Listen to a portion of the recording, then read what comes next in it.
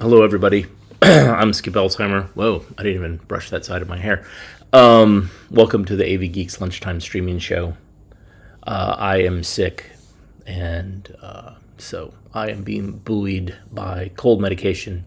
I just took a shower, which felt really good, but my energy is kind of meh. And but we still have to watch 16 millimeter films. We have so many films, and new ones show up all the time. So these are a bunch of films that were from the Orgone archive that were scanned, and they left them with us. They gave them to us. So they're ours now.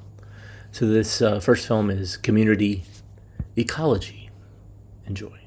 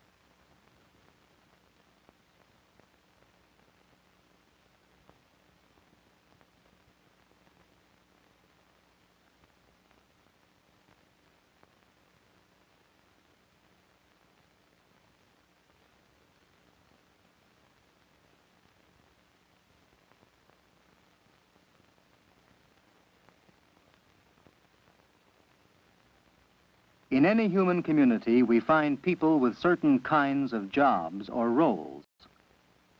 Policemen and housewives, clerks and children, students and grocers. Each has a special job or place in the community. Each person is part of his particular community because he depends on the others in some way. Each has a certain niche in his community. Natural communities, too, are organized according to the niches of the many different living organisms. Take the pine forest, for example. Each organism in the community occupies a niche according to the role it plays, forming what the ecologist calls a biotic community. The primary source of energy on Earth is the sun. Green plants convert the sun's energy into the organic matter that all organisms must have to live. In most biotic communities, certain plants provide the main food energy and set the character of the community. Such plants are called the dominant plants.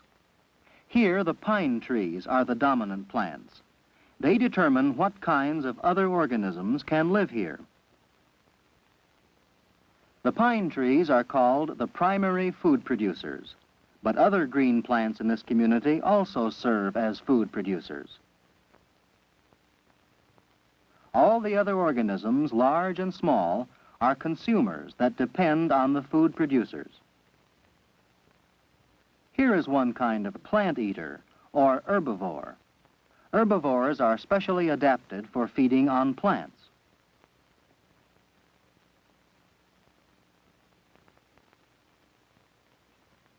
Herbivores are eaten in turn by other animals, the primary carnivores. The aphis lion competes with the ladybird beetle for a diet of aphids. Primary carnivores serve as food for secondary carnivores, such as this bird. Carnivores are usually larger and fiercer than their prey, and fewer in number. Some animals occupy more than one niche. Bears, for example, can be either herbivore or carnivore, depending on whether they find berries or fish to eat.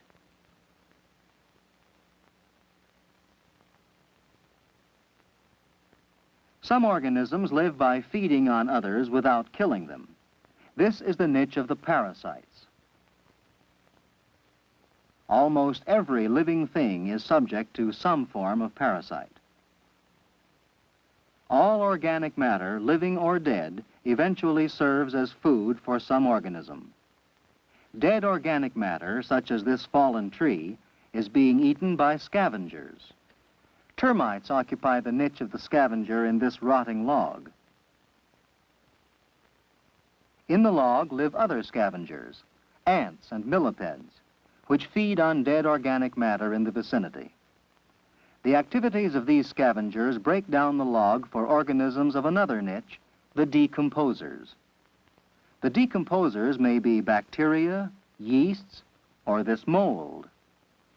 These organisms convert organic matter into simpler substances, which can be used by green plants in their growth and in the making of food, thus making it available for another food energy cycle. Other communities may have different kinds of organisms, but the basic niches always remain the same.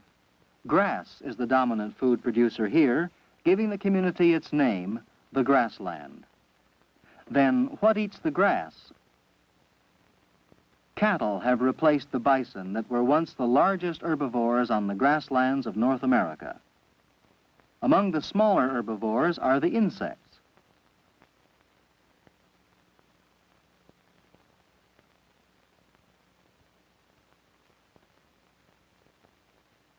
It takes a great many herbivores, such as grasshoppers, to feed one primary carnivore, such as a bird. Each niche contains a larger number of individuals than the niche that eats it. This numerical relationship is called a pyramid of numbers.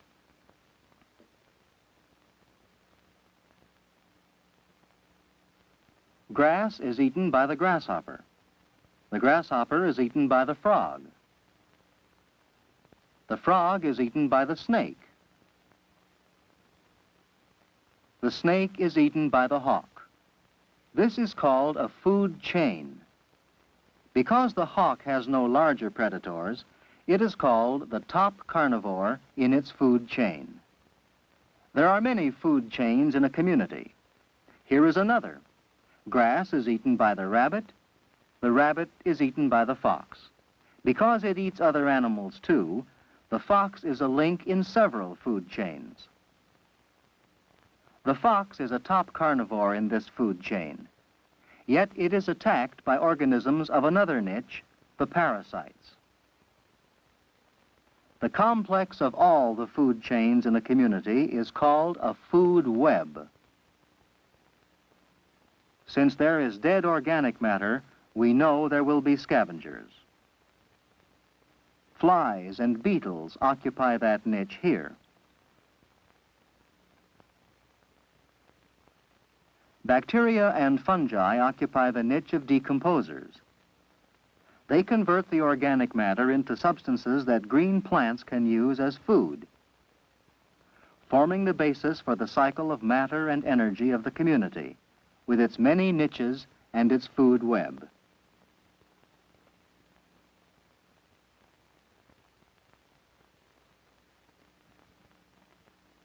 Here on the California coast is a different community, the intertidal community. Let us see how the niches are filled here. We can begin by asking the ecologists questions. What is the primary food producer? Is it the mussel? Is it the starfish? Is it the barnacle? Of all the organisms that together form this community, which are the herbivores? Which are the carnivores? Which are the scavengers? The primary food producers here are microscopic single-celled plants called algae. Feeding on algae are myriads of tiny copepods. They occupy an important niche. Can you name it? Copepods serve as food for small fish. The niche? Smaller fish are eaten by larger fish.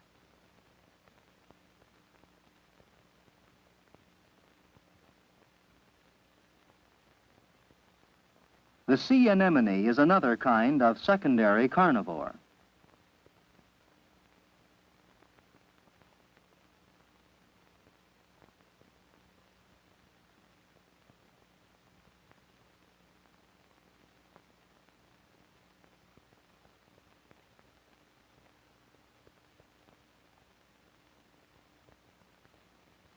The dead fish is eaten by the crab.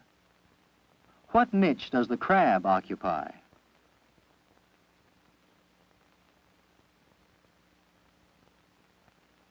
What place does the octopus have in its food chain?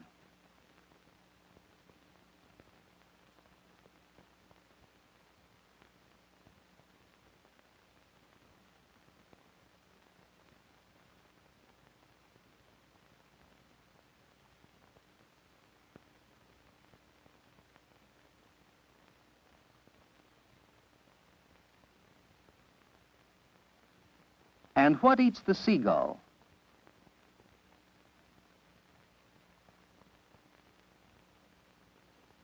The dead seagull is eaten by scavengers. Most biotic communities are complex. Yet in any community, the same questions can be asked. What are the primary food producers? What niche does each organism occupy? You can ask these questions wherever you are, whether you are in a desert, whether you are in a tropical rainforest, or whether you are in the community where you live.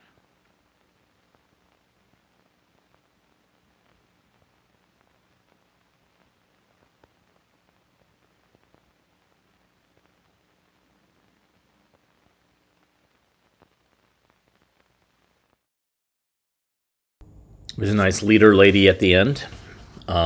Beautiful footage, as someone said in the comments. Yeah. And this is part of that series, that weird series where there's no music as an intro or an outro. I think that was like a early 60s or mid 60s thing that Encyclopedia Britannica was doing, where they're like, we don't need music. No, we're good.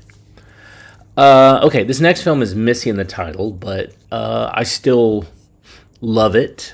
And the reason why I love it is because it is about audiovisual technology, and seems especially useful because back in October, when I did a keynote address at the Bastard Film Encounter, I used an overhead projector. And so this film resonates with me. It's very splicey at the beginning, but the color's beautiful, and it explains why overhead projectors, now more than ever, are so important to us. The overhead projector has proved to be an effective visual aid to learning in many teaching situations. In business and industry,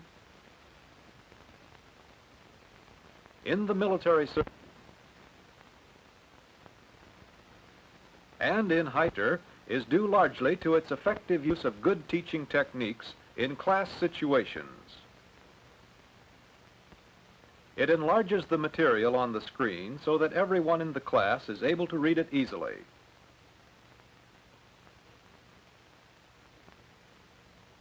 Normal room lights can be left on when the projector is in use, making it easier for the students to take notes. During the presentation, the instructor is able to remain in the front of the room facing the class. Because he also serves as the projectionist, he can control the rate of development of the material and can vary the presentation both orally and visually.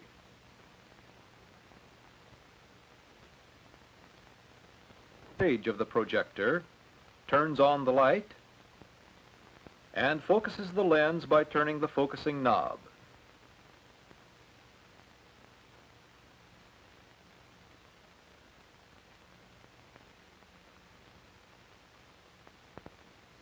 This schematized diagram shows how the image of the material is projected onto the screen. The light leaving the projector bulb is reflected by a mirror and passes through the materials on the horizontal stage.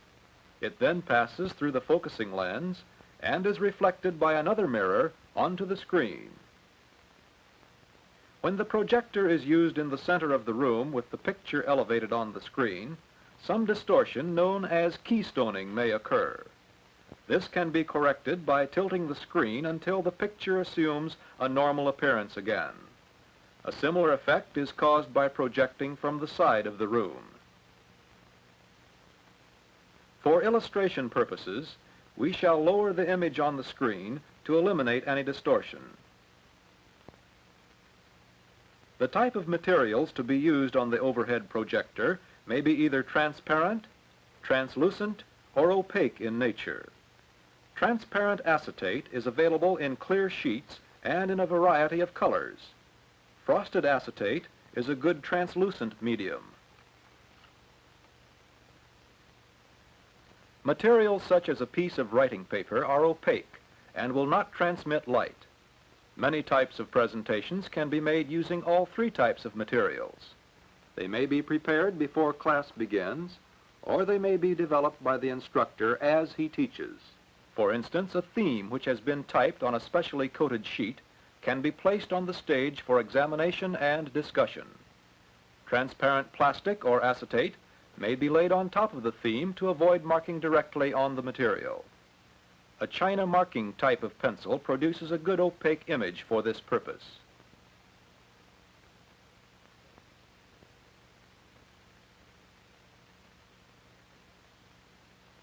Errors are easily erased with a dry cloth.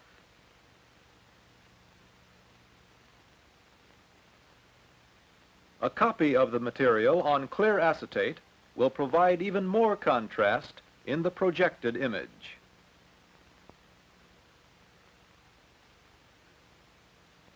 Colored drawings are often used effectively to create interest in the presentation.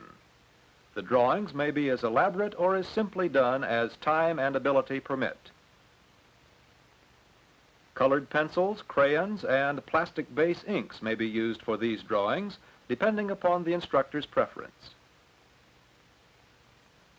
Clear acetate is the best medium for use with ink.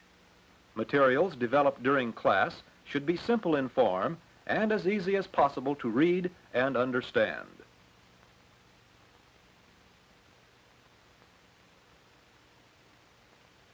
The use of color helps to unify various sections of the drawing and adds to its attractiveness as well.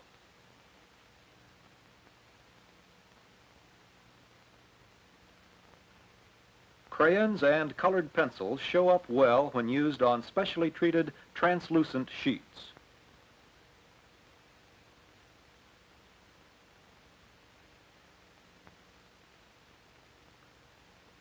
Clear acetate is also available in rolls. When installed on the projector, the roll may be used for an entire presentation or for several presentations.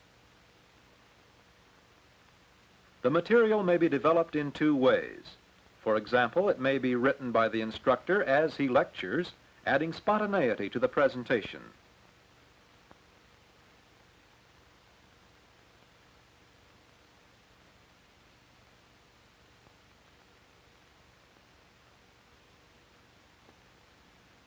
If a great deal of material is to be presented, previously prepared information may be included as well. In this way, the roll reduces the time needed for writing during class and allows the instructor to present more material in a shorter length of time. When completed, the material may be rolled ahead.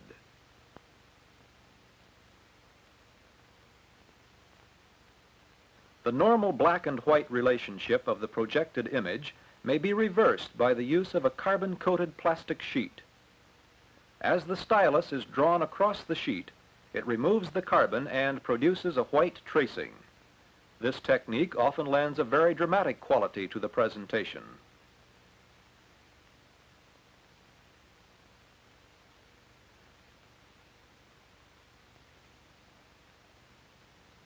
The white images produced in this manner show up well when projected on a chalkboard. In this case, a grid work is used as a guide for making graphs.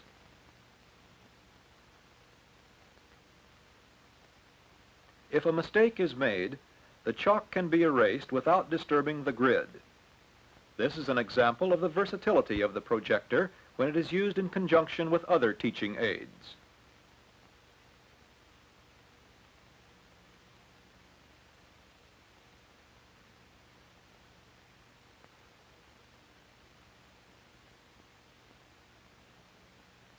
X-ray films are a type of black and white transparency and may be projected. Enlarging the image for group showings greatly facilitates the presentation of this type of information.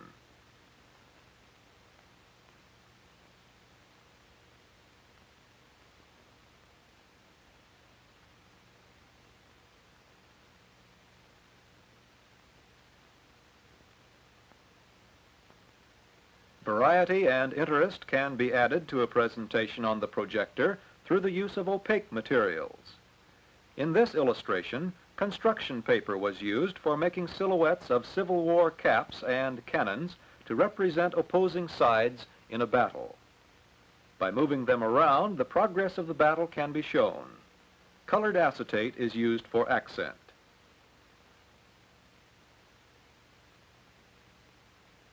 A colored sheet contributes to the mood and interest of the entire transparency.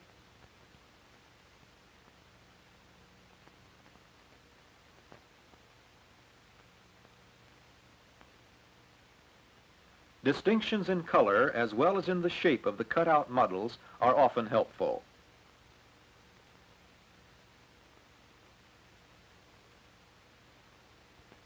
Maneuverability is one of the advantages of this technique.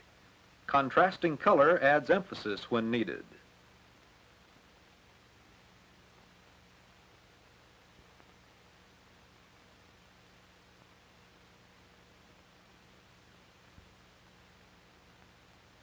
The overlay technique is an interesting way to present material.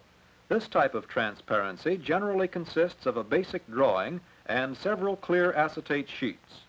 Each of the sheets contains additional drawings which, when laid on top of the basic drawing, add to the development of the illustration.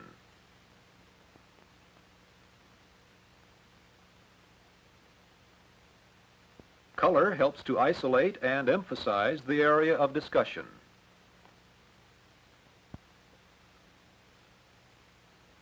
While some transparencies may use only 2 or 3 overlays, others may use as many as 6 or 8. And, as is true of most materials used on the projector, the instructor may control the rate of development to suit his delivery. A particular advantage of the overlay technique is that entire sections of the drawing may be removed or replaced for review or contrast as the instructor desires.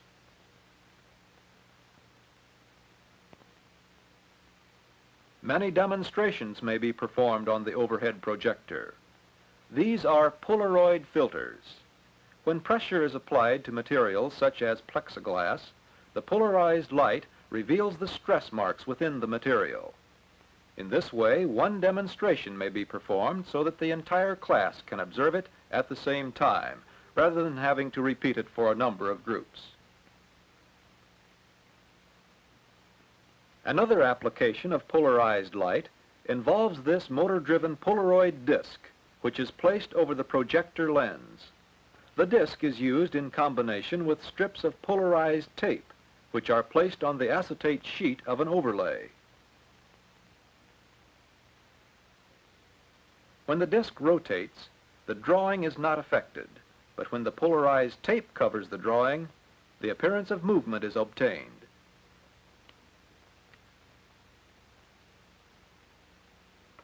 The tape may also be placed so that the movement appears to be in the opposite direction.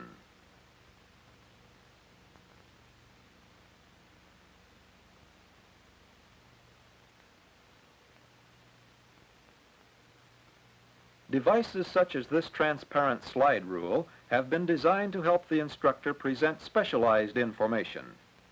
The problem is written on an acetate sheet.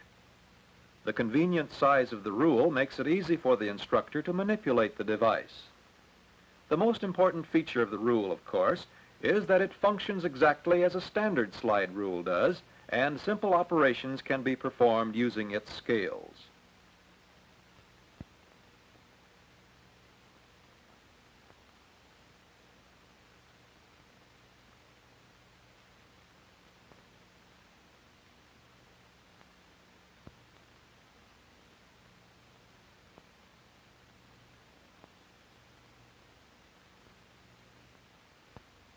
An example of a more complex device is this working model of a signal generator. Here, many parts are seen functioning at the same time. The relationship of the parts and their movements can be more easily explained and discussed because the instructor is able to repeat the cycle as often as necessary.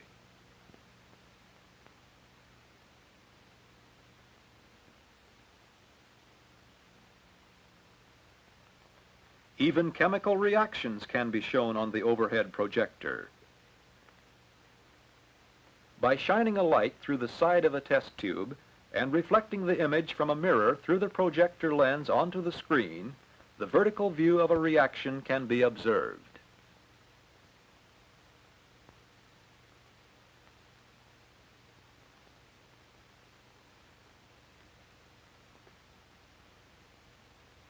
Many other interesting demonstrations can be shown on the projector when the instructor stops to consider the possibilities.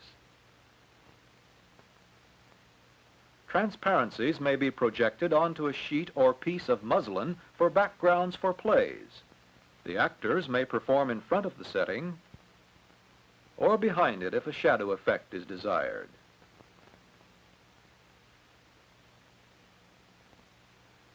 The following sequence is a visual interpretation of a ballet using transparencies.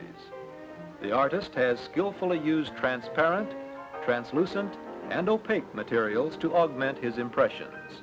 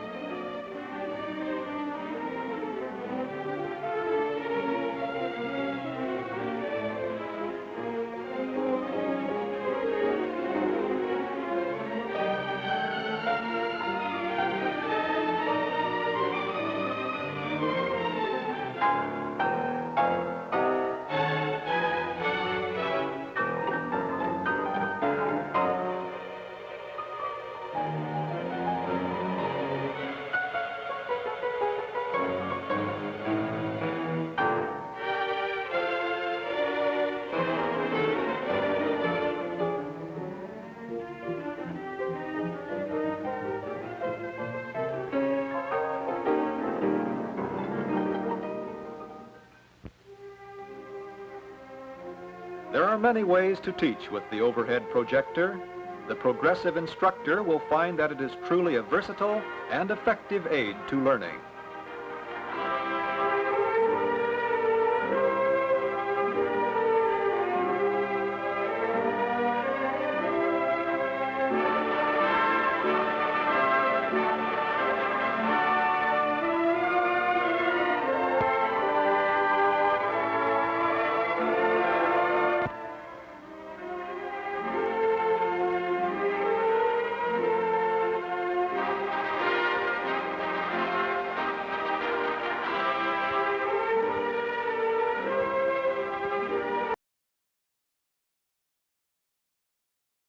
Whoa, that was awesome. Yes, we got into the weeds. Excuse me, we dug deep in that, talking about the overhead projector, but man, towards the end, that was awesome. And of course, as we know, there was a whole liquid light show thing that was done in the 60s and 70s with transparencies and oil and water and different types of liquids to kind of create these hippy-dippy things that would play during bands. And I feel like I saw a performance. It was I think it was pre-COVID, but it was basically these performers who did shadow puppets with overhead projectors, and they had multiple ones, and they did everything. It was really great. So don't count out the overhead projector yet. It's still pretty great. Okay, this next film is this is part of the Agency for Instructional Television, the same people who did Inside Out and Self-Incorporated. They did another series called Give or Take, and we had John Ullman who I think was talking about some of these, but I don't know if this is one that he made or not. Maybe his name will pop up in the credits, but this is Private or Public. Enjoy.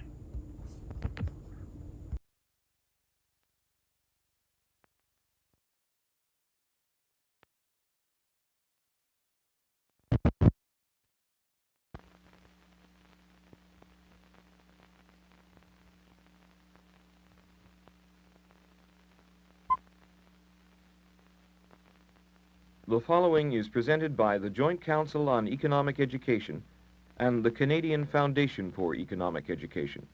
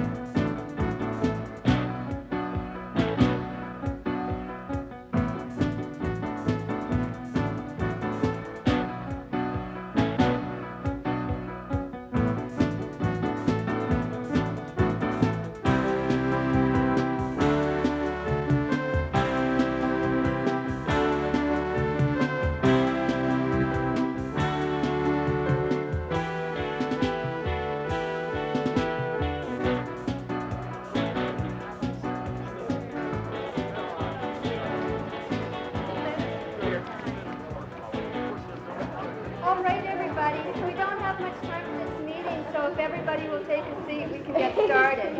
We have to make a very important decision today. According to the results of our poll, cleaning up the vacant lot and making it into a student park was the most popular class project idea by 2 to 1.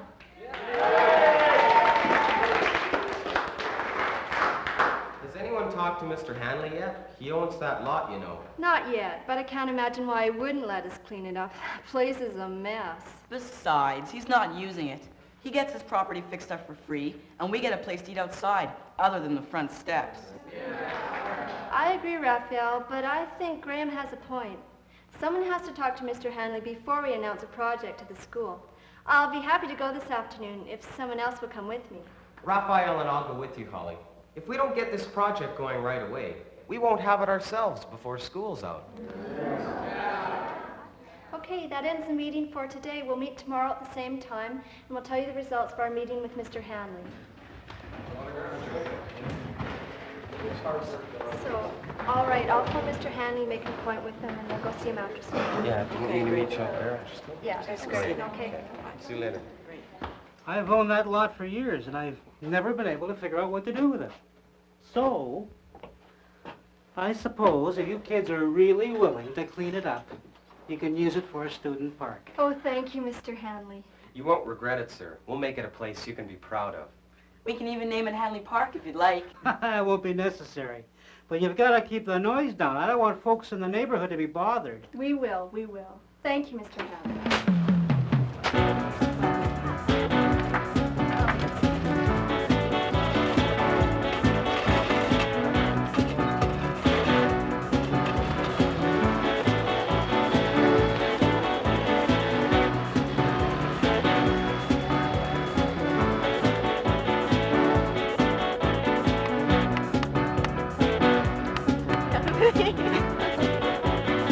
Come on, you guys, smile.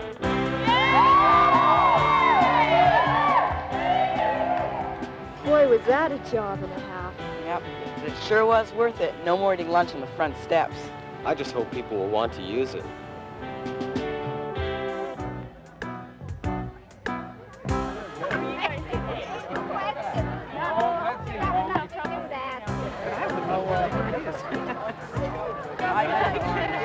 I hate oranges. Here's an orange, Victor. There you go. I don't believe it. This place is really getting popular. A lot of these people aren't even students. How'd they find out about this place? Word gets out, I guess. There's Raphael. Let's go sit with him. Yeah. We're lucky to get a seat these days. What bothers me is that half the people here didn't do one thing to help us clean up this lot. We paid for all the cleanup stuff and we did all the work. Well, if we have to clean up after all these people, we'll never get the work done. Maybe we should put up a sign saying, this area is for students only. I'm not sure we can. This is Mr. Hanley's lot, and only he can exclude people. Yeah, well, if it gets any noisier, he may decide to exclude us along with everyone else. I don't think we can complain to him. What if we go to the city?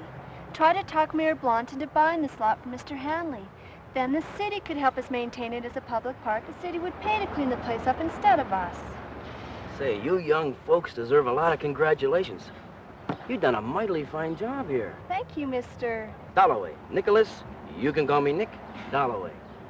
Yeah, I've been coming by here at lunchtime for a couple weeks now, and I gotta say it, I'm impressed. It's the hottest little lunch spot in town. Yeah, we've noticed. Converting the lot into a park was our class project. Really? Well, it was a grand idea. But I gotta say it, I'm a little envious. Why, Mr. Dalloway? I wish I'd thought of it. Well, I gotta get back to work. I just thought I'd come by, give credit where credit was due. See ya. He seemed like a nice man. Maybe. That's a tempting offer, Dalloway. I guess the kids cleaning up that lot was to my advantage. You're the only offer I've had in years. Well, Mr. Hanley, you just name your price. As far as I'm concerned, setting up a Raleigh's trolley on that piece of property will be the best investment I ever make. The place was made for the fast food concession business. I don't know, Dalloway. Gordon, I'm gonna be providing jobs for some of those students. Raleigh's Trolleys makes cheap, nutritious food. And on top of that, I'm gonna be taking over a tax burden on a vacant lot that you've been carrying for years. Those kids would really be disappointed. I know, but you think about it, okay? Okay. Okay. In other words, you want the city to buy Mr. Hanley's lot and to maintain it as a public park. That's right, Mayor Blount. We fixed the lot up, but now it's become so popular, we're having a hard time keeping it clean. And we're also afraid that Mr. Hanley may shut us down if it starts getting too noisy. Buying that lot may not be too easy. That's why I've asked our city planner, Miss Bortnick, here to join us. She's our expert on goods and services provided by government. Can the city buy our park, Miss Bortnick? A lot of people besides students are using it now, and we just don't think it's fair that we should do all the work of maintaining it. Well, shared consumption is one aspect of public goods.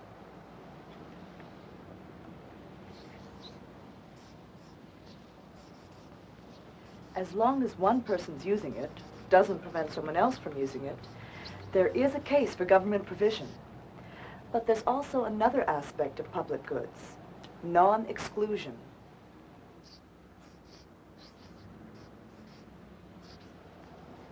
Most public goods cannot exclude people who don't pay directly.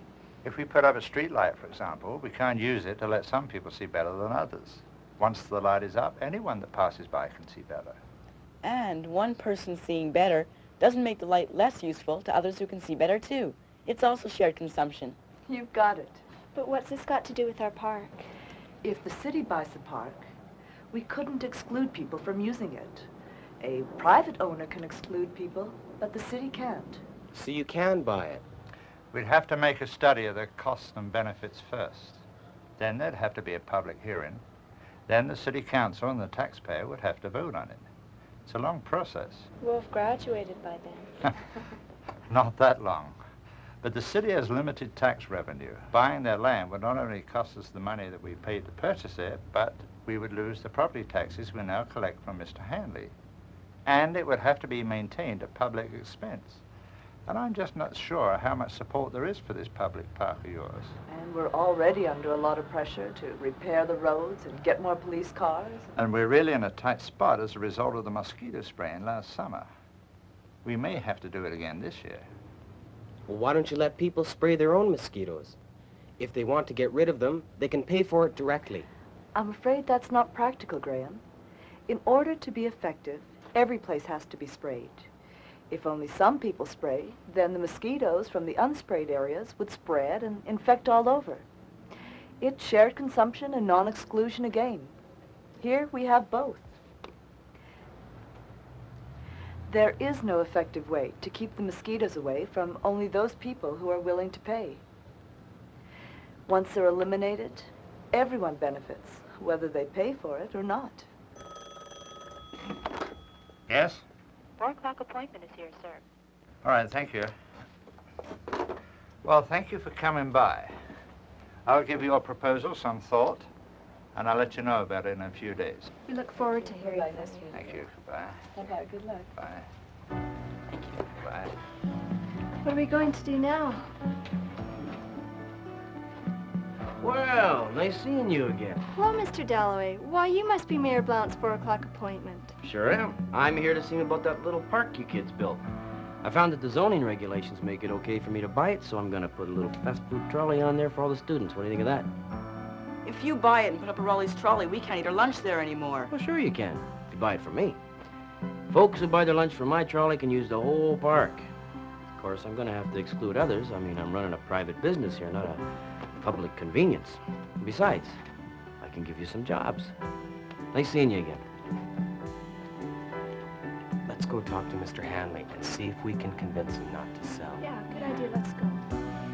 I wish I could give you a definite answer, but I'm afraid it's not that simple. You see, if I decide to sell that lot, I might want to sell it to the highest bidder.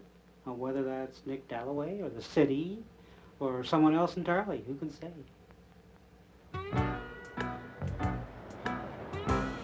This place is becoming a zoo. At least we can still use it. Not for long.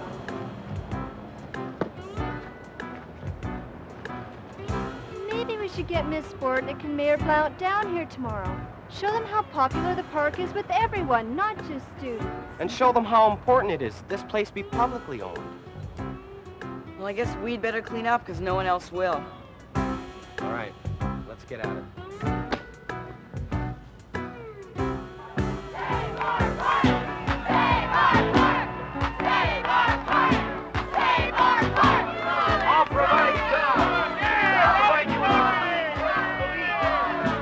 No greasy burgers unless you want them.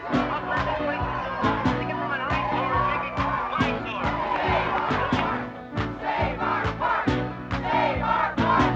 Save our park! Oh, yeah, See, Mr. Mayor, Miss Bortnick, people really care what happens to this park. Save our park! Save our park! Save our park! Save our park! Save our park! Save our park! Save our park! Save our park! Save our park! Save our park! We fixed up this lot and we should be allowed to use it. The citizens of this town want a public park. Share and share alike. That's what I say. Now, you listen to me, young man. You're talking about using other people's money. The city will lose tax revenue if they buy this lot. Well, as a taxpayer, why should my money be used to buy a park for you? Your taxes pay for roads that you don't drive on. Well, roads have external benefits. They are used to deliver food and other things. You can benefit from a road even if you don't use it. How do I benefit if you get a free park? Well, now, You can still use this park if you buy your food at Raleigh's trolley. and we can if we don't. Easy for you to say. I'm looking for a job with Dalloway.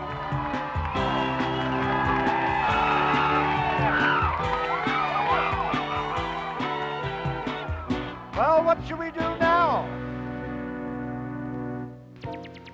The content for Give and Take was developed with funds from a consortium of 45 state and provincial education agencies.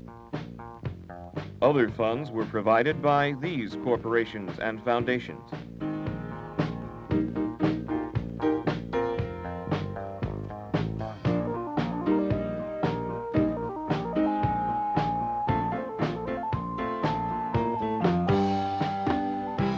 Additional support was provided by the Office of Consumers Education, U.S. Department of Education.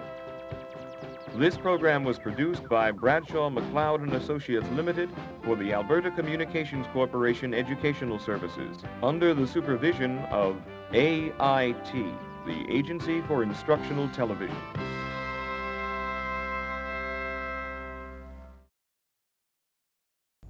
Wow, that list of corporations at the end.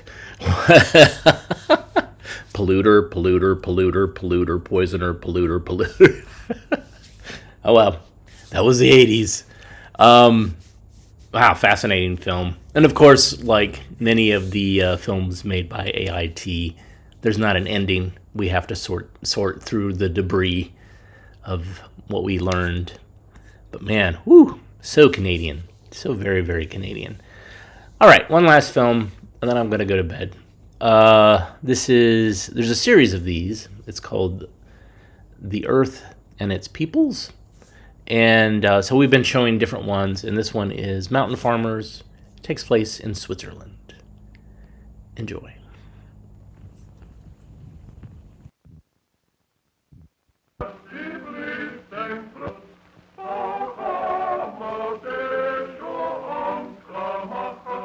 The Republic of Switzerland is a land in the Alpine who live in valleys surrounded by high snow-capped mountains. The mountain peaks look down on slopes where every possible bit of land is used for farming.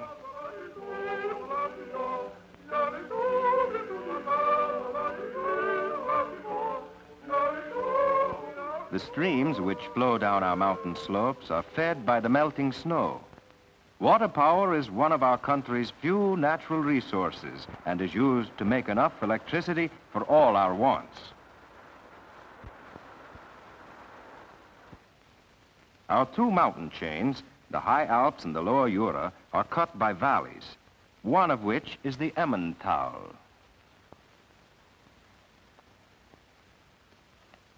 It is a broad and rich farming valley. This valley is divided into small farms of not more than 15 acres each. The countryside is hilly, so it's difficult to use farm machinery.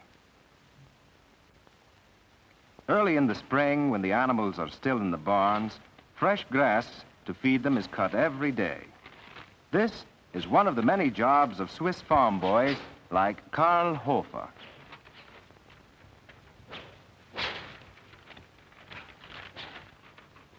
The Emmental Valley is famous for its dairy products.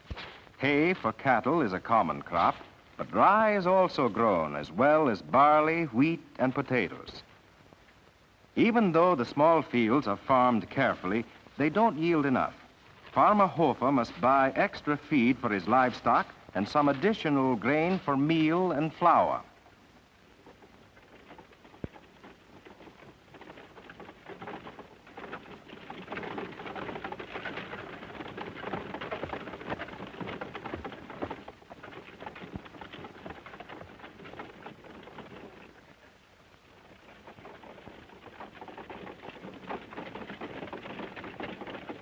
The Hofer farmhouse is very old and the barn is attached, so this makes it easy to get to the cattle when the snow is deep. The roof is high and steep to let the snow slide off. Our mountain farmers live simply. They depend on themselves as much as they can. Carl's mother makes bread with flour ground from homegrown grain. Each one in the family does a share of the work around the farm. Carl's sister, Gretel, takes care of the chickens.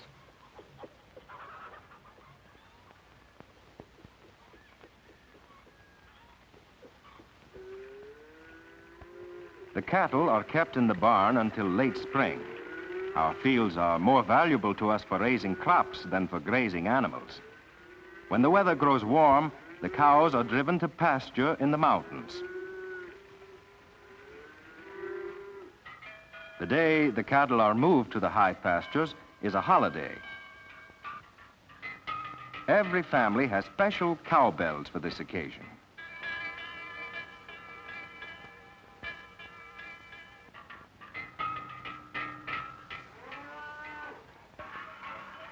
The parade of animals from the farms is led by a bull decorated with spring flowers.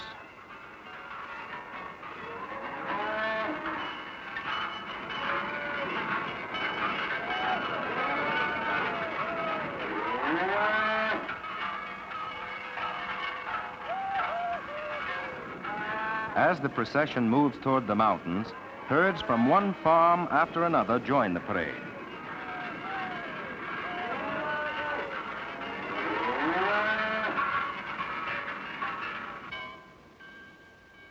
The high pastures are called Alps, like the mountains themselves.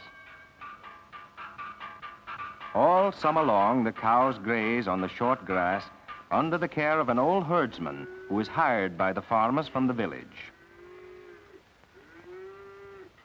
The bells worn in the parade are not used again until the cows return in the fall. During the summer, fresh milk cannot be carried from the high pastures to the towns below. For this reason, the herdsman makes it into cheese, and at the end of the season gives each farmer his share.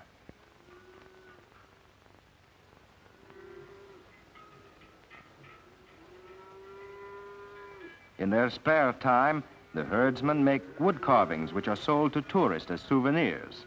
The same care that goes into a simple wood carving goes into everything we Swiss make.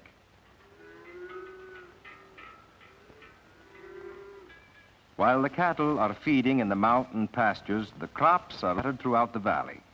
From their teachers, learn that Switzerland is divided into 4 different regions. Each has its own custom, and each speaks a different language.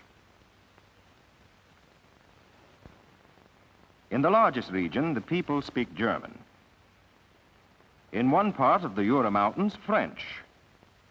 In the southeast, an old language called Romansh. And in the extreme south, Italian. In Italian Switzerland, the houses are like those in northern Italy. Here, the climate is mild. As in Italy, the farmers raise olives, grapes, and corn. The thin soil makes farming difficult, and the people are helped with money spent by tourists who come to enjoy the warm sunshine. The towns have Italian names, and the signs and road markers are in Italian.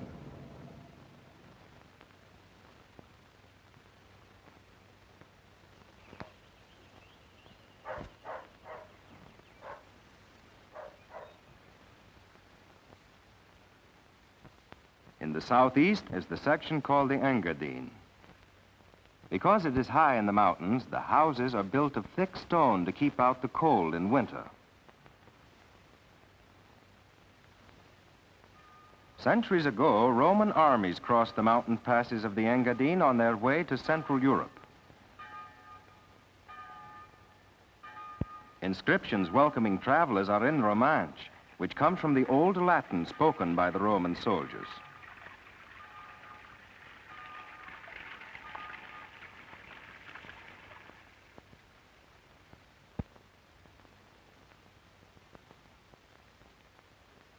In western Switzerland, bordering France and Germany, is our French-speaking section.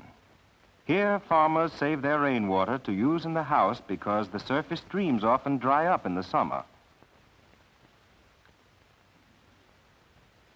Grains and vegetables grow in the fertile soil, and cattle raising and dairying are important. French is the language of the region, and the customs of the people resemble those of nearby France. Fine horses are bred on the grassy slopes of the Jura Mountains. Even though we have 4 different languages, we Swiss live together peacefully in our mountainous country. In the Emmentaler Valley, the people speak German. Although the words are pronounced differently than in Germany, the written language is the same. The 4 sections of Switzerland are linked together by good roads and well-run electrified railroads.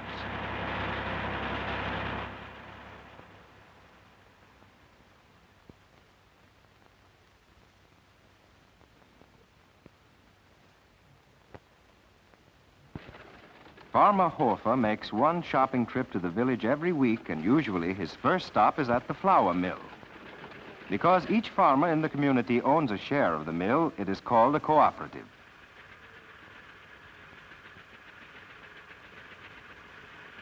The bags of grain are marked with each farmer's name.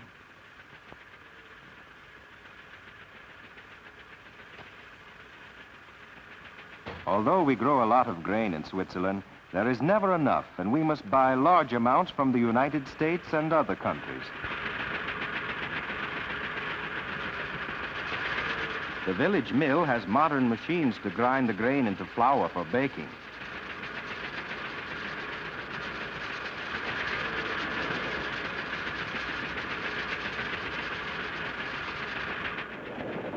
The heavy old millstones are now used only for making cattle feed.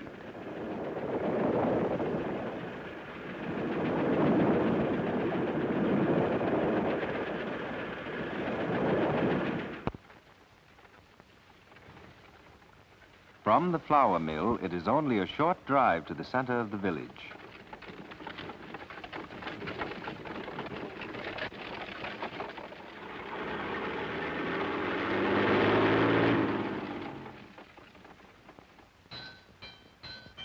When a farmer's horse needs new shoes, he takes it to the blacksmith. Mr. Smith is also village mayor, and the people have elected him to office. Our country is one of the oldest democracies in the world.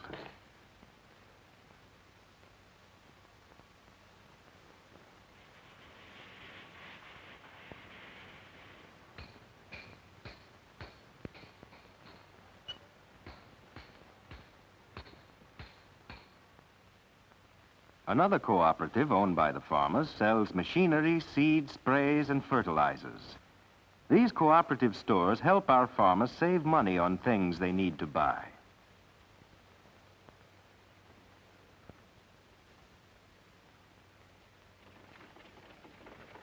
Near the edge of the village is the lumber mill, where logs are cut into boards. Because we conserve our forest, there is plenty of lumber in the Emmental.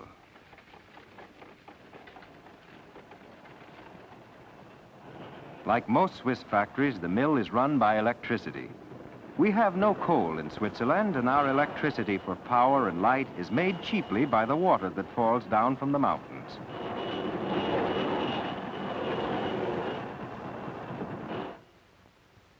On his day in town, Farmer Hofer tries to finish his errands in time to give his children a ride home from school.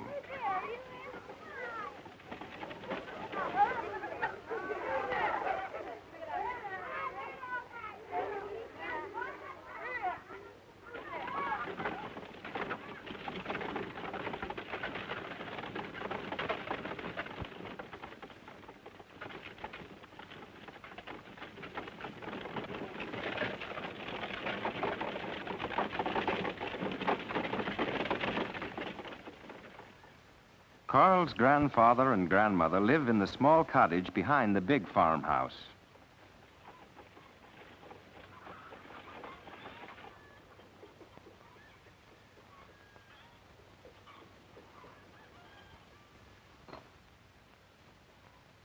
Nearly everything the Hofers eat has been raised on their own land. Vegetables, milk, butter, cheese, eggs, even meat. In the harvest season, other children from the village often come to help the Hofers. On days like these, Carl's mother has to work very hard to feed so many people.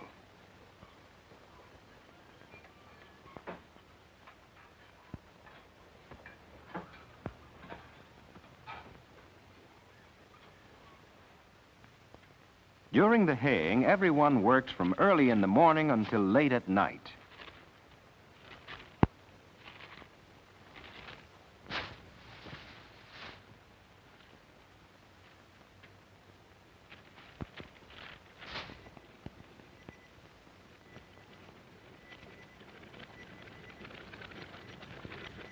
The barns must be filled with enough hay to last all winter long before the cows are brought down from the mountains and the cold weather begins.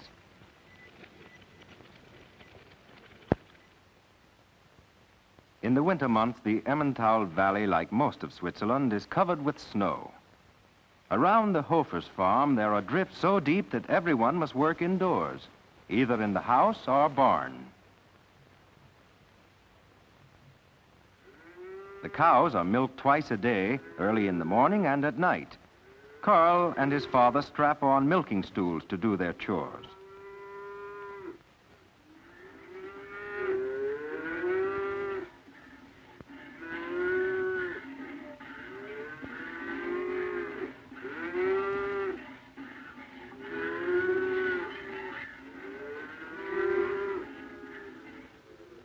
In winter, Mr. Hofer sends his milk to the cheese factory in the village. Our country is noted for many kinds of cheese. The cheese factory, like the mill and the trading cooperative, is owned by all the farmers in the neighborhood. When milk is brought in, it is weighed and the amount is marked down beside the farmer's name.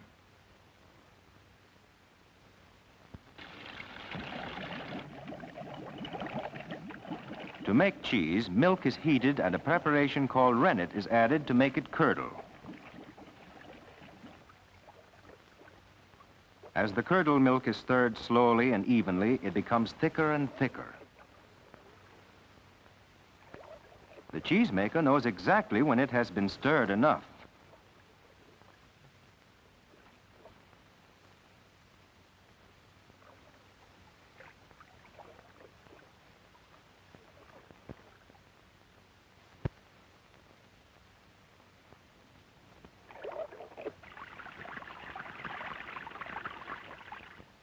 Before it has time to cool and harden, the soft cheese is pressed into a wooden frame. After it has hardened, it must be stored to ripen. Emmental cheese is shipped all over the world. The cheesemakers are experts at telling when each wheel is ripe enough. They test each cheese by tapping it with their fingers.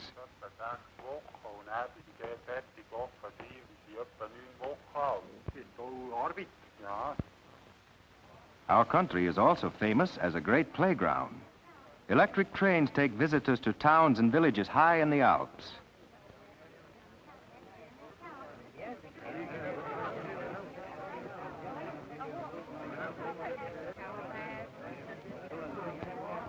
In both summer and winter, thousands of travelers come to our mountain resorts. Our country is often called the land of winter sports.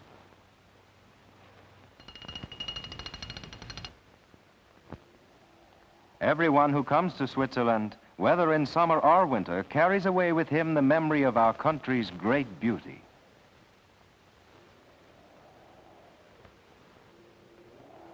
Many come to ski on the high mountain slopes where they may be towed up to the starting point. Visitors spend large sums of money and the tourist industry is an important source of income.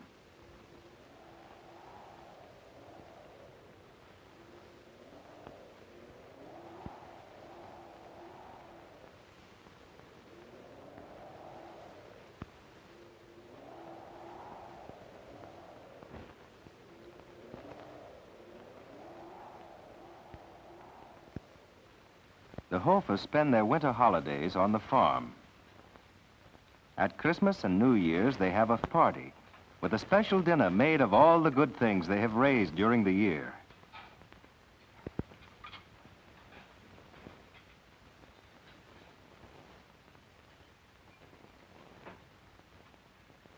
The Emmental region.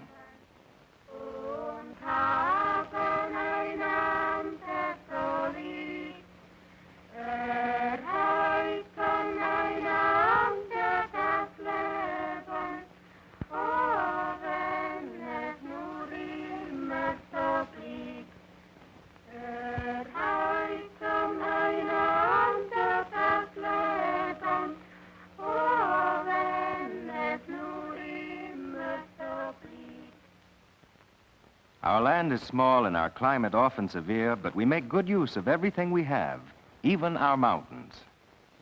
In our valleys during spring and summer, we grow food for ourselves and our livestock. The snow feeds our mountain streams, which make electricity for our villages and cities.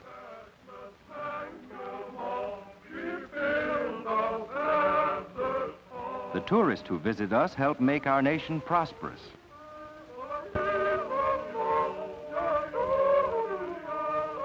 Although we speak different languages and have different customs, we live and work together peacefully in the mountainous country of Switzerland.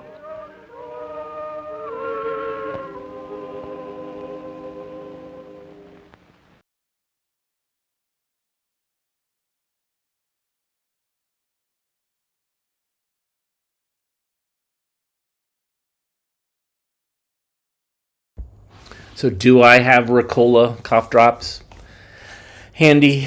I do. I was looking for them to see because that kept coming up in the comments. They're not, I think they're old though, so they're all squishy. I don't know if you ever had that with cough drops where they get squishy. Anyhow, thanks for watching today. Nathan, thank you for the donation via the Super Thanks button. Other ways you can support us is by giving us a thumbs up, a like. Your comments brighten my day, but I'm going to crash out because I'm trying to shake this cold.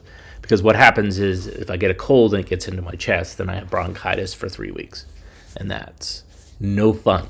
No fun. So here's a question. There's a film I really want to show, which is called Heart Sounds.